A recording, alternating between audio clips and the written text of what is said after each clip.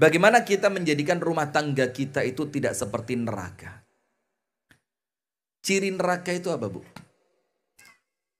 Panas, terus ngarai sumpek, terus gak betai. Nggih napa nggih? Nah, maka salah satu yang Allah sebutkan tentang neraka itu, ibu-ibu yang duduk di bawah gubuk, mireng suara kula, Bu. Alhamdulillah. Begini, Bu, ciri neraka yang Allah sebutkan. Dalam Al-Quran Allah Ta'ala berfirman, yuriduna an yakhruju minan nari wa ma hum bikharijina minha. Mereka itu penghuni neraka, Pak. Getol banget kepingin bisa keluar dari neraka. Dalam keadaan sampai kapanpun mereka tidak akan keluar. Maka ciri rumah tangga neraka itu, Pak. Kalau panjenengan baru pulang, adus salin metu maneh. Jadi rumah itu tidak menjadikan panjenengan betah.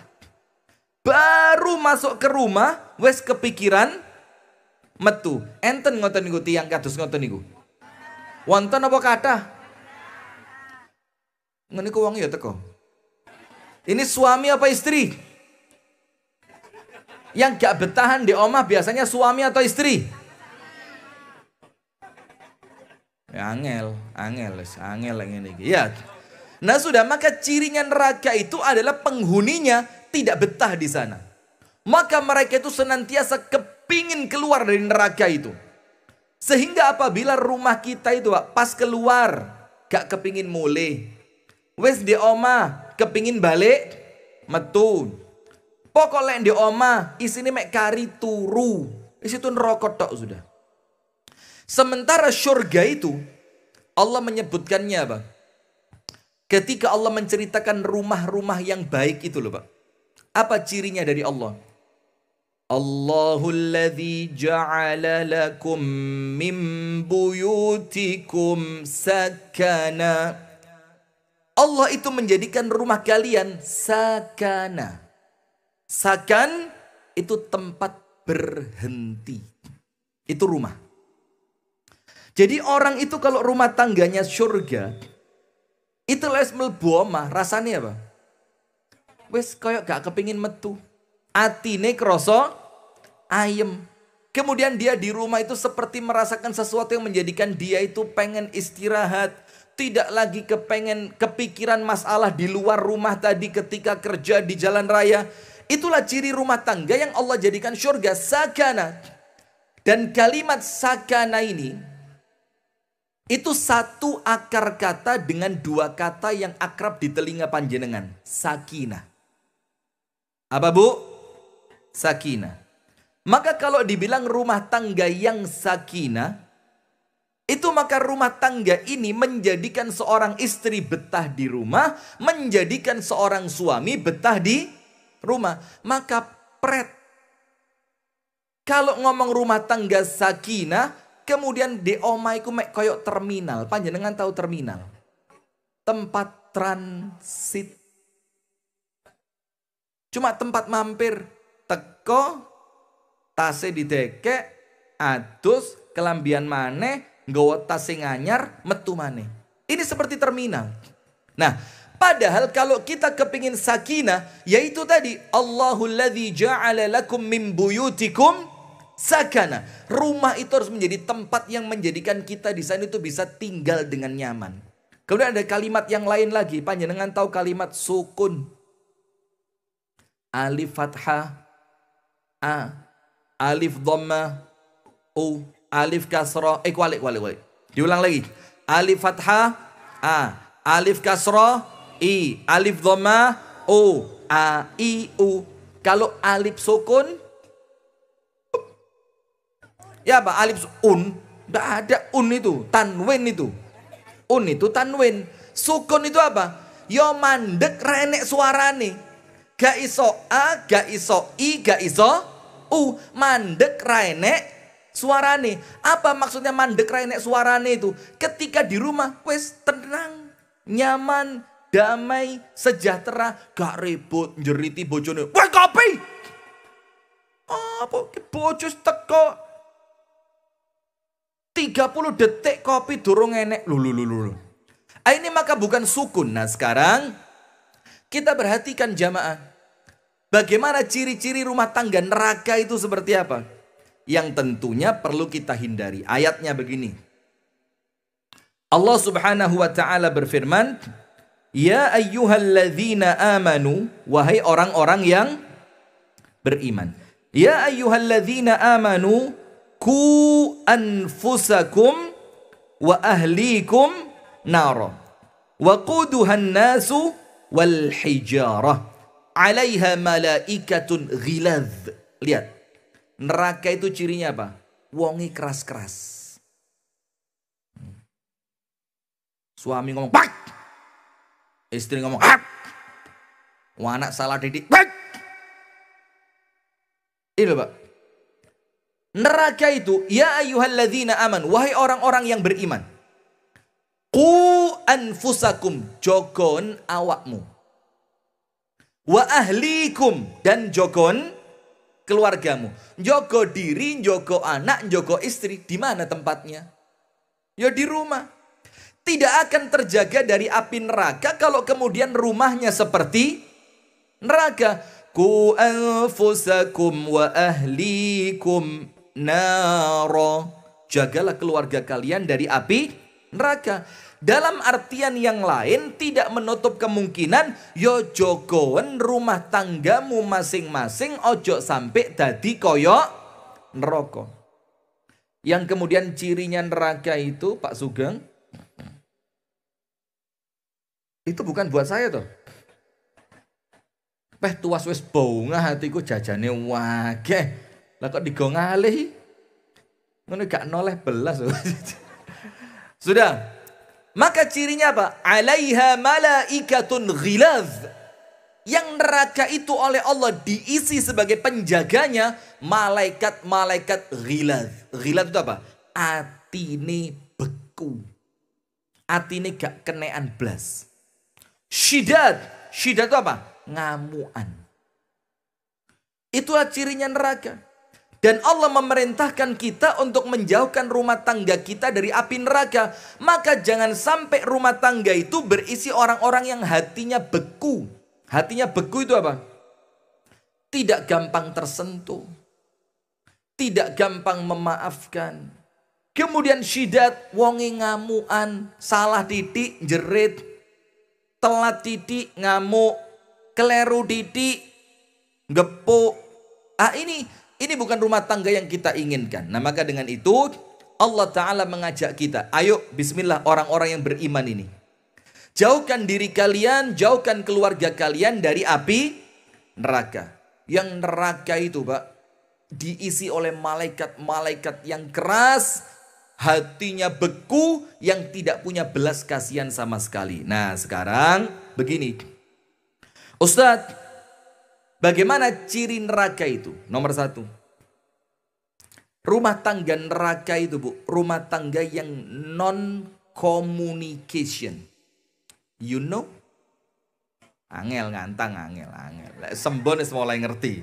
Sembon bahasa Inggris sudah mulai paham sudah. Ngantang belum ngantang. Jadi rumah tangganya itu nol komunikasi. Gane omong-omongane blas. Ngomong dilu gawane emosi. Sampean iki Mas raso dijak ngomong. Ngomong mbek sampean iki karuan ngomong mbek cor-coran iki lho Mas. Luwe penak. Mas yo ora semaur tapi minimal meneng. Lah sampean iki ra semaur sekali ini semaur jerit ya Mas. Ada yang seperti itu Bu? Oh, enggak usah curhat, biasa saja. Biasa, santai-santai ya. Nah sudah. Maka rumah tangga neraka itu rumah tangga yang di dalamnya tidak ada komunikasi. Kalaupun ada komunikasi, cuma basa-basi seperti terminal tadi.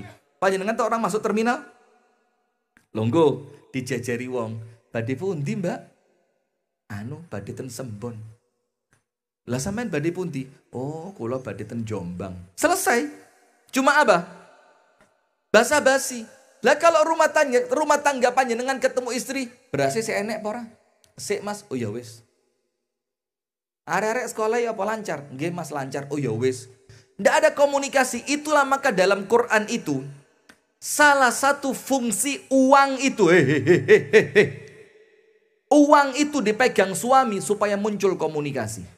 Gak oleh wong wedok nyekel duit ra oleh. Setuju, Pak? Gak usah tepuk tangan, Pak. Setuju aja gitu ya. Setuju?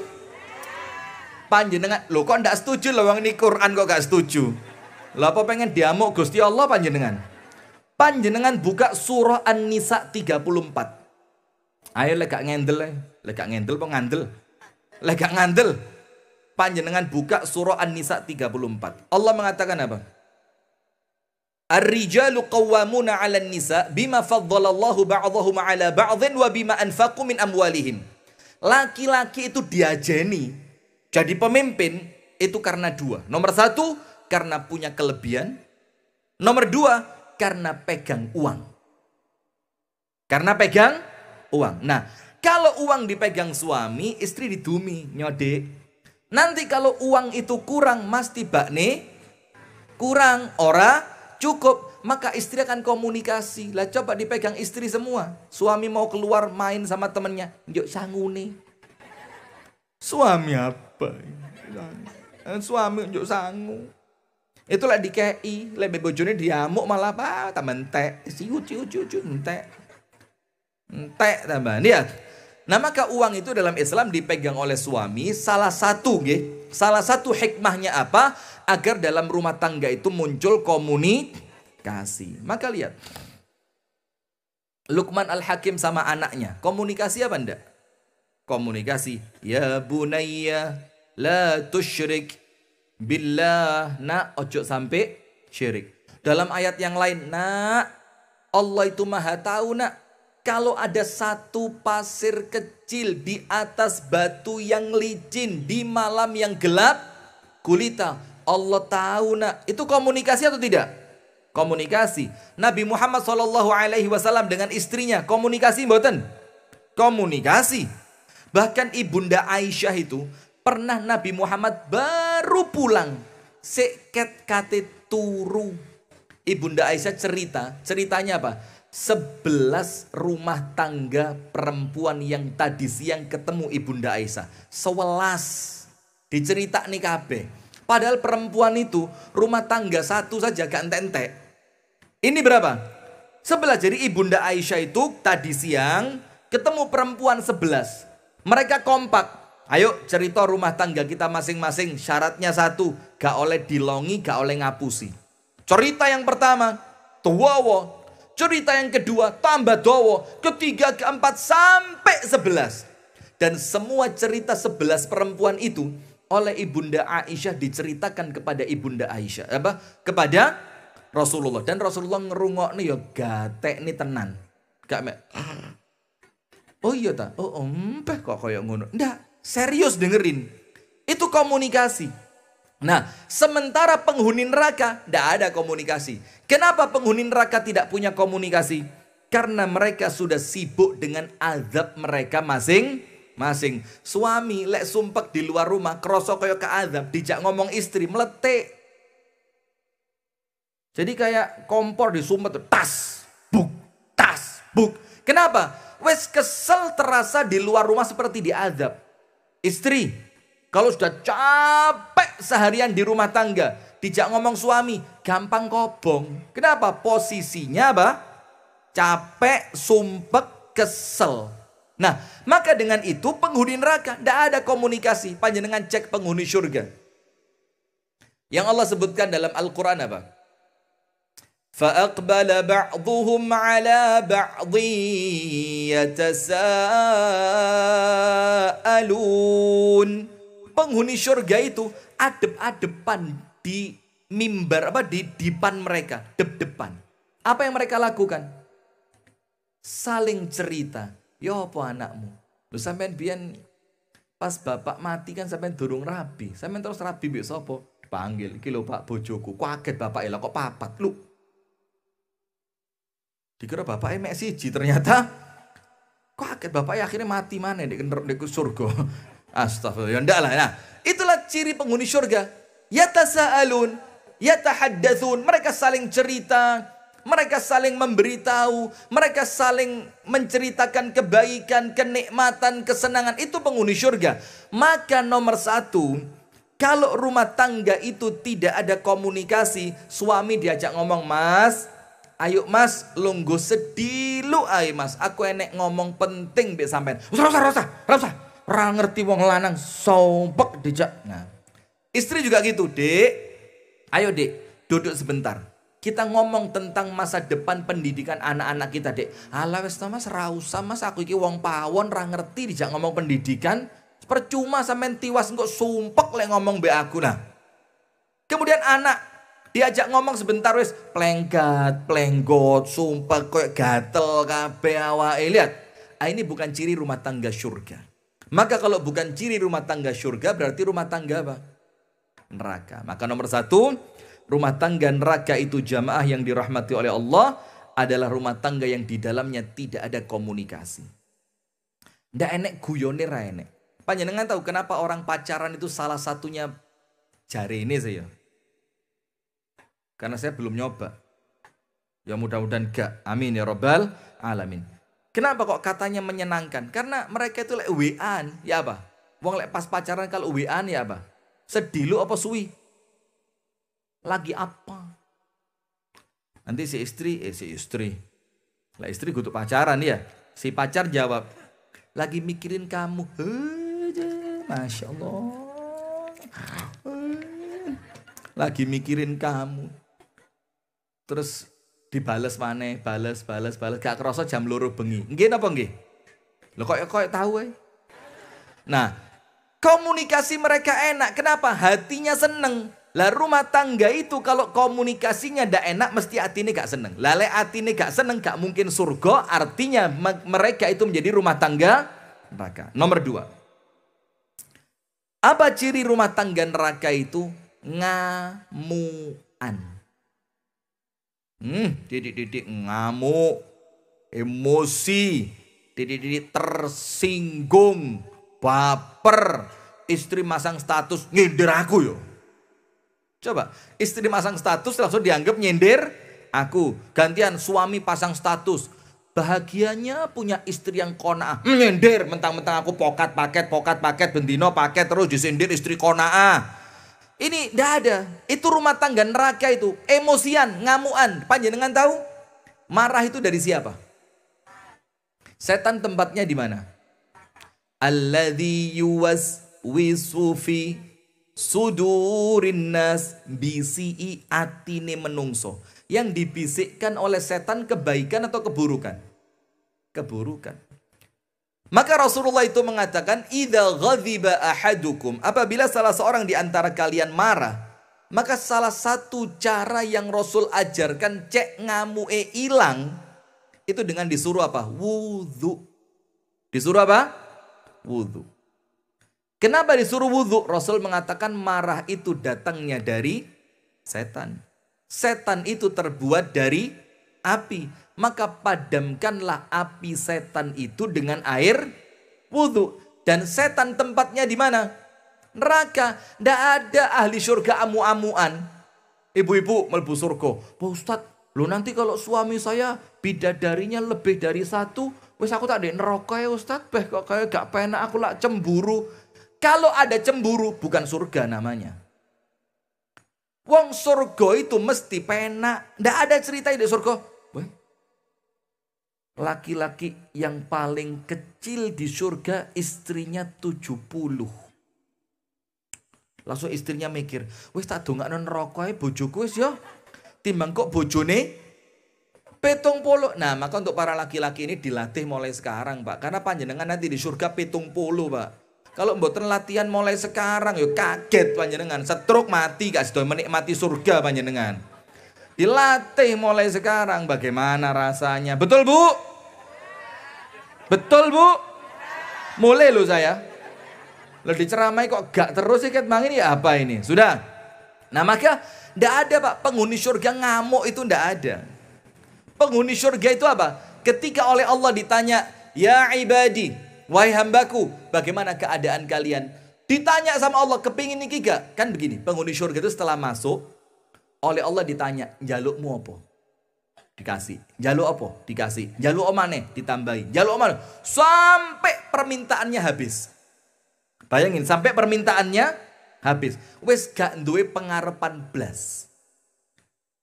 Ternyata setelah permintaannya dia habis, pikiran entek wes gak iso mikir maneh, oleh Allah ditawani. Ditawari.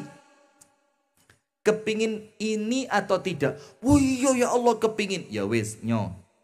Ditawari lagi, kepingin iki gak? Wah cocok ya Allah, nggih pengen. Nyo. Kepingin iki gak? Nggih. Nyo. Sampai terakhir Allah tanya, ya abdi, hal radhitum ya ibadi, hal radhitum? Ya apa? Wes bunga apa durung hatimu? Wes ridho apa durung? Wes seneng apa durung? Apa jawabannya penghuni surga? Radhina ya Rabbi, kami ridho ya Allah. Nah, ridho itu gak ngamuk. Ridho itu apa? Gak ngamuk. Maka kalau rumah tangga itu keisi orang yang ngamuan, itu namanya rumah tangga neraka. Istri mana sih yang seneng dapat suami ngamuan? Ustaz lek gak ngamuan ini kurang seru Ustaz. Urip kok empani renek tantangane belas ngono lho. Loh, untuk bojo ngamuan ya panjenengan iso dimutilasi 40 bagian barang. Bagaimana Pak Polisi? Mutilasi 40 bagian panjenengan. Nah, maka ngamuk itu jamaah Rasulullah mengingatkan, iyyakum wal ghadab. Atau dalam hadis yang lain, maaf saya keliru, dalam hadis yang lain ada seorang laki-laki datang sama Nabi Muhammad. Apa Rasulullah katakan kepada dia ketika dia minta nasihat? Rasul katakan, la taghdab, ojo ngamuan. Laki-laki itu minta tambahin nasihatnya, ya Rasul, tambahkan lagi nasihatnya ya Rasul. Ya wes, apa itu? La taghdab, ojo ngamuan. Laki-laki itu ngomong, zidni, tambah ono Kanjeng Nabi, mosok saya minta nasihat, endek, ojo ngamuk, sampai tambahi. Ditambahi sama Nabi, apa tambahannya? Ojo ngamuan. Dan faraddada miraran wa qala la taghdab. Rasul mengulang kalimatnya berkali-kali, gak mandek-mandek, dan yang diulang cuma satu, jangan marah. Karena kalau rumah itu penuh kemarahan, anak lu wedi. Saya tanya, begini Bu, salah satu faktor yang menjadikan anak kita itu gampang ngapusi, bohong, itu apa? Karena dia khawatir, lek aku jujur bapakku ngamuk, lek aku jujur ibuku ngamuk. Akhirnya dia mikir, timbang dia ngamuk, karuan ngapusi. Nah coba, ada satu cerita ini, Kanjeng Nabi itu ada orang jujur gak diamuk. Namanya, ada seorang sahabat lanang ganteng si enom, namanya Akhwat. Namanya siapa? Akhwat. Suatu hari Akhwat ini sama Kanjeng Nabi diajak safar. Sepulang dari safar, itu kan ada laki-lakinya, ada perempuannya. Ini entah safar, entah perang. Sepulangnya istirahat di suatu tempat bikin tenda. Ketika sampai di waktu pagi, istirahatnya selesai, mulai kemas-kemas. Lah kok ada perempuan-perempuan itu resik-resik alat di depan tenda. Akhwat ini lihat. Kok ono arek-arek wadon ayu-ayu. Langsung ganti baju. Minyak wangi. Kerucuk 3,5 liter. Sudah mendekat itu Akhwat itu ke tempat perempuan itu. Longgo, melok longgo. Dia mulai ngobrol sama perempuan itu. Apa itu yang dicuci? Oh, bajunya bagus dah. Mulai, wong jenenge wong lanang ya. Sudah, ndak lama setelah itu Nabi Muhammad keluar dari tendanya. Loh, lah kok sahabatku longgo bareng wong wedok. Diingetin, ya Akhwat, mabika, ada apa kamu duduk situ? Dibilang apa? Ya Rasulullah, farrat ibili. Unta kula ilang Kanjeng Nabi. Kula niki wau ten ngriki madosi unta. Kata Rasulullah apa? Oh ya wes, golek ana untamu, eman lho, unta regane larang. Sudah, pergi Akhwat, pura-pura goleki unta. Setelah pasukan itu selesai, mereka berangkat ke Madinah, jalan, meninggalkan tenda tadi. Ini Akhwat ketemu Kanjeng Nabi, ditakoni maneh, ya apa? Ketemu unta nih. Aduh, Keweden dia. Kok diterus nih untoy katanya. Dibilang apa? Dereng Kanjeng Nabi, dereng ketemu. Kanjeng Nabi dawuh pripun? Golek ono eman-eman, unta regone larang. Sudah, bingung ini orang. Ngapusi sepisan dadi pindu. Sampai di kota Madinah ketemu Nabi lagi, ditanya, ketemu ontomu. Aduh. Apa yang terjadi? Ya Nabi, dereng ketemu. Lu golek ono, golek konco, goleki. Wong unta regone larang. Sudah, sampai akhwat itu ketika sholat gak tenang. Karena sholat mesti imamnya siapa?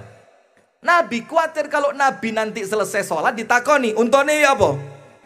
Akhirnya setiap selesai sholat mulia cepat-cepat. Suatu hari si sahabat laki-laki ini sholat sunnah. Sholat sunnah. Rasulullah nunggu di belakangnya dia. Pas rokok, dilirik kedik. Aduh Kanjeng Nabi ndek mburi. Iki lek sholatin ndang mari ditakoni. Apa yang terjadi? Fayutawwilu salatahu. Sholatnya didawak nih. Dawa Kanjeng Nabi mikir, dawak nih rapopo tak enteni. Subhanallah, kalah itu si sahabat itu. Setelah dia selesai dari sholatnya, wis dawa pol iki Kanjeng Nabi gak ngalih-ngalih. Ya Allah. Ya wis lah, apa yang terjadi? Ngadep Nabi. Akhwat, ya apa unta nih? Waduh Kanjeng Nabi. Pun Kanjeng Nabi, kula pun kapok. Niki ngapusi sampean ping aja angele. Ngapusi panjenengan sampun ping sekawan niki. Ngeten lho Kanjeng Nabi, kula critani nggih. Ya apa ceritane? Nabi Muhammad dari awal sudah tahu. Cuma Nabi Muhammad kepingin ngajarin buat kita ini. Sudah, ketika akhwat ngaku, ya Rasul, sebenarnya unta saya ndak hilang. Tapi waktu pagi-pagi itu saya keluar tenda, kok ana wong wedok ayu-ayu. Kok empane pengen marani. Akhirnya saya ganti baju, saya berdandan, rambut saya rapiin, saya deketin mereka. Lah kok jeket lungguh panjenengan tingali Kanjeng Nabi durung sempet kerasa apa-apa katanya.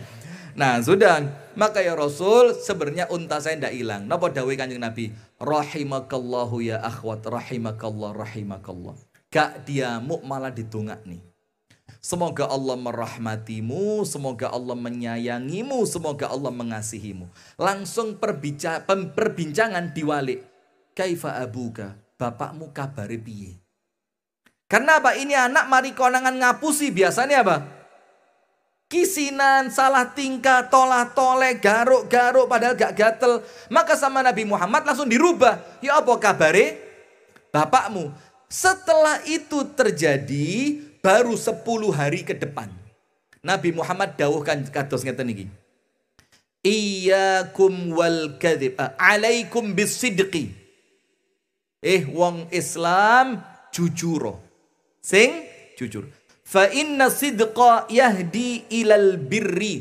Karena kejujuran itu mengantarkan pada kebaikan.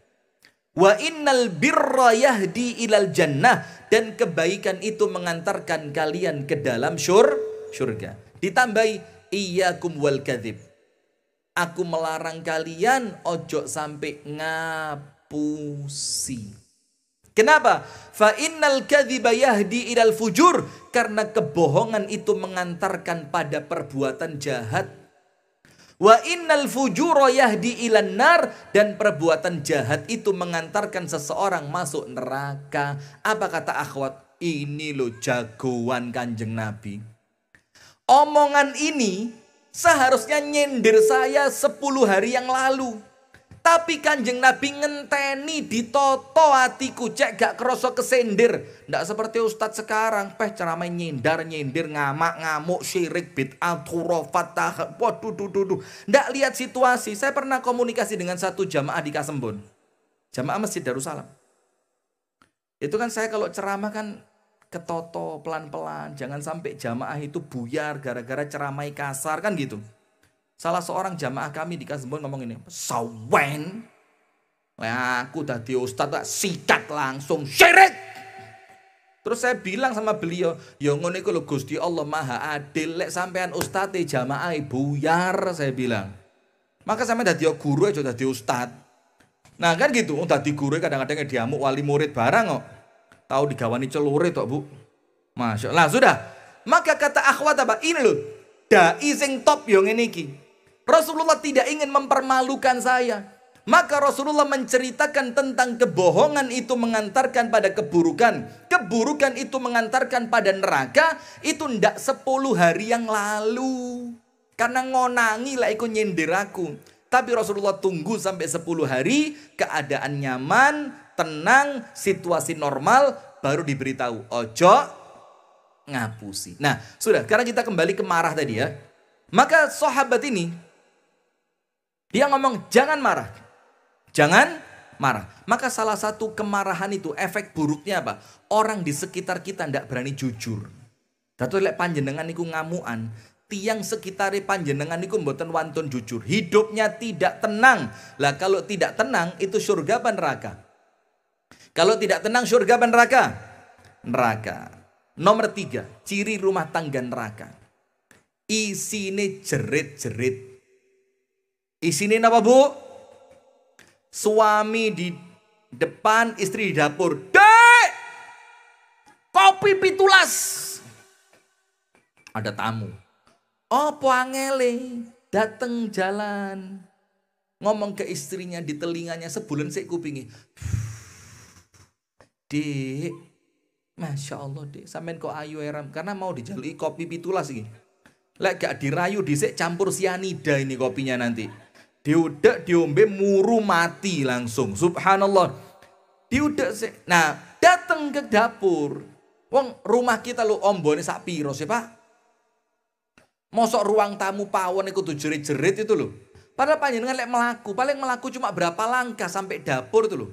Istri ngerasa diregani, gak ada teriakan-teriakan yang membisingkan telinga. Nah, sekarang lihat ciri neraka yang Allah sebutkan dalam Quran. Wahum yastarikhuna fiha. Penghuni neraka itu yastarikhun. Ini bukan yasrukhun. Ditambahi satu kalimat to. Ini namanya tambahan huruf menambah makna dalam bahasa Arab. Ziyadatu al-harfi ziyadatun fil makna. Seperti kalimat wasbir, sabarlah. Tapi ada kalimat lain dalam Quran bukan wasbir, wastobir. Ditambahi apa? Tok. Artinya apa? Sabar tok gak cukup, sabare kudu pangkat telu. Itu ketika ada tambahan huruf, maka bertambahnya apa? Kekuatan di dalam makna. Nah, sekarang begini, ketika penghuni neraka itu masuk ke neraka, Allah menyampaikan tentang mereka, apa yang Allah katakan? Wahum yastarikhuna fiha. Penghuni neraka itu jerit-jerit. Enes sing jeriti kancane gara-gara awakmu aku melbu neraka. Ada yang jerit nyari temennya, "Ndi koncoku sing biyen maksiat bareng aku." Dia ndak tahu temennya sudah tobat, dia keburu mati. Ada yang neriakin lagi, "Endi bapakku biyen ora tau nguruki aku." Bahkan sampai mereka itu meneriaki malaikat Malik. Malaikat Malik. Jadi malaikat Malik itu kan malaikat penjaga surga itu ya. Hah? Sejak kapan diganti? Lo mosok malaikat reshuffle kabinet? Malaikat Malik itu Bu penjaga neraka. Lah kok surga itu lho apa? Mosok ngantang ya senemen ini sih. Yang ngomong surga tadi siapa?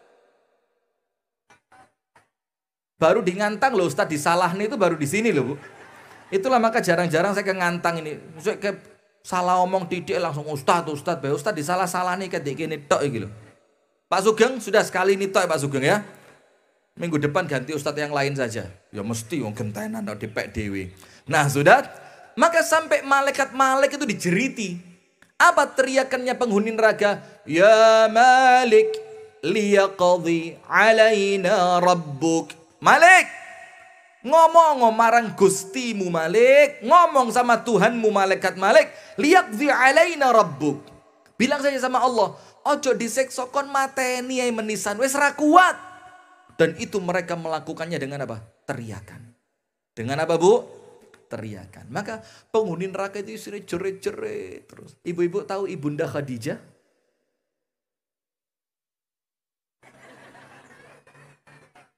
calon ustadz. Ibu-ibu tahu Ibunda Khadijah? Pak, Siti Khadijah tahu nggih? Suatu hari Siti Khadijah itu dapat kirim salam saking Gusti Allah. Bayangin, gak macem-macem, panjenengan paling sing kirim salam siapa? Bang Pretil. Bang Detil. Kirim salam ya wis ping telur atau ketok di omai. Loh. Ini kirim salam dari Allah Ta'ala. Jadi suatu hari malaikat Jibril turun kepada Nabi Muhammad sallallahu alaihi wasallam.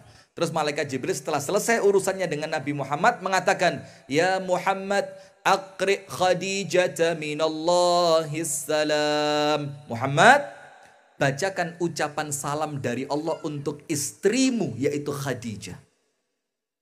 Wa aqri Khadijah minnis salam, dan sampaikan pula kepada Khadijah salam dari saya, malaikat Jibril. Kemudian malaikat Jibril mengatakan begini, wa basyirha bi baitin fil jannati la sakhabun fiha wala nasab. Wa basyirha bi baitin fil jannati min qasabin. La sakhabun fiha wala nasab. Dan berikan berita gembira untuk Khadijah. Apa berita gembiranya? Bahwa Allah telah memberi untuk Khadijah satu istana full di surga. Terbuat dari berlian. Jadi kalau berlian cuma digawe cincin terus malah ngomong nginang ini kayak wong tremor ya pe yo desa iki. Iya. Ini istananya terbuat dari berlian. Pondasine berlian, temboke Jadi panjenengan gak usah bingung berlian di donya, di akhirat wis tak entuk. Gak usah khawatir. Amin. Sing penting berlian di donya disedekahne dhisik. Apa yang duwe berlian? Alah, salah ngomong saya. Sudah lanjut. Berikan untuk Khadijah suatu istana di surga yang terbuat dari apa? Berlian. La sakhabun fiha. Yang di dalam istana itu nanti Ibunda Khadijah tidak bising telinganya. Tidak bising. Wala nasab, dan dia tidak perlu lagi capek di sana. Tidak perlu apa? Capek. Pertanyaannya, para ulama mikir hadis ini, Pak. Kenapa kok sifatnya istana Siti Khadijah itu istana yang di dalamnya tidak ada kebisingan? Bising itu apa sih? Sound horeg itu loh. Nah, apa itu namanya? Bising. Lek dirungokne ku kuping kerasa cumpleng. Rame teriakan, hujatan, caci makian, demonstran, itu bising. Nah, kenapa Ibunda Khadijah mendapatkan istana yang di dalamnya tidak ada kebisingan? Karena apa? Disampaikan oleh para ulama. Karena Ibunda Khadijah 25 tahun berumah tangga dengan Kanjeng Nabi Muhammad, tidak pernah ngamuk, tidak pernah protes, tidak pernah teriak seperti jamaah Ahad pagi ngantang ini. Apa ya iya? Ndak tahu ngamuk, nate ngamuk, ya selewat, gugur. Kadang-kadang ini Bunda Khadijah belas ora tahu ngamuk, gak tahu protes, gak tahu ngamuk, protes, jerit, tidak pernah. Maka oleh Allah diganti, karena kamu di dunia menjaga rumahmu tanpa teriakan, di surga dapat istana yang tidak ada kebisingan. Itu loh Bu. Maka kalau kepingin rumah tangga seperti surga, yo jangan dijadikan seperti penghuni neraka sing senengane jerit. Penutup terakhir. Kenapa? Apa ciri rumah tangga neraka itu? Yang terakhir, rumah tangga yang di dalamnya penuh dengan kebohongan. Penuh dengan apa? Kebohongan. Teko endi Mas? Ngaji mbek Ustadz Rifki padahal mancing. Nanti Mas ngaji nang Antang. Alah pertama tok ngaji kok bablas Malang rekreasi. Mana ibu-ibu yang sudah sepakat mau rekreasi ke Malang tadi? Gayane ngaji padahal kate. Maaf, saya semi wali kok tahu saya ini. Jadi ada orang-orang itu gayane ngaji padahal niatan utamanya apa? Rekreasi. Ah, ini rumah tangga model begitu, neraka. Rumah tangga apa ini? Nah, sekarang lihat. Neraka itu penuh dengan kebohongan. Balik hadis yang tadi. Jangan bohong. Bohong mengantarkan pada keburukan. Keburukan mengantarkan pada api neraka. Berarti kalau di rumah kemasukan bohong, maka akan jadi rumah tangga yang buruk. Rumah tangga ini akan menjadi rumah tangga seperti neraka. Sementara surga, lihat. La yasma'una fiha lagwa wala kidzaba.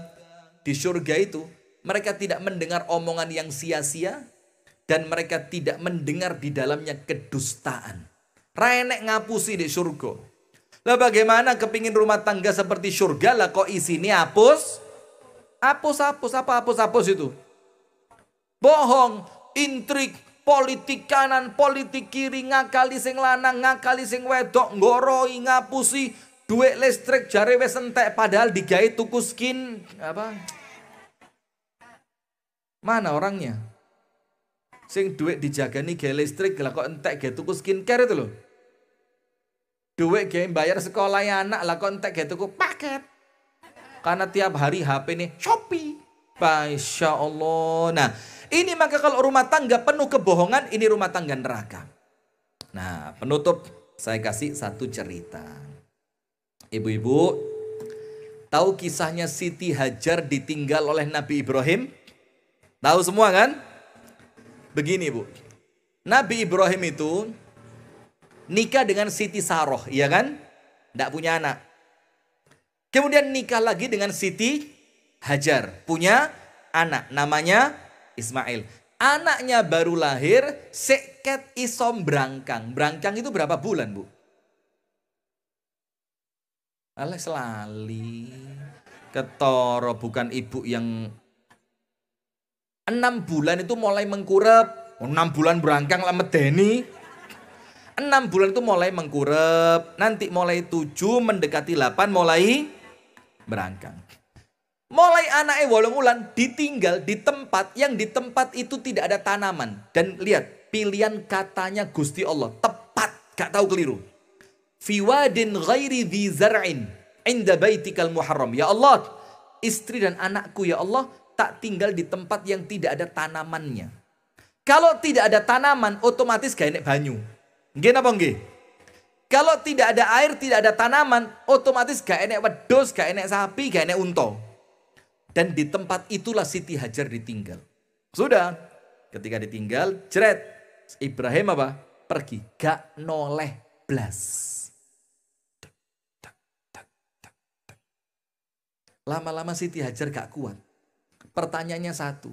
Bukan pertanyaan menjudge suami. Menjudge ngerti menjudge.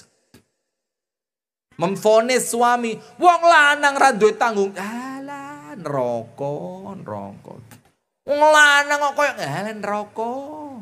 Perempuan itu gak gampang menyalahkan suami. Betul Pak? Ini perempuan surga ini. Gak gampang menyalahkan. Lek gampang ngelok nih nyalah nih ya tunggali akeh. Sudah.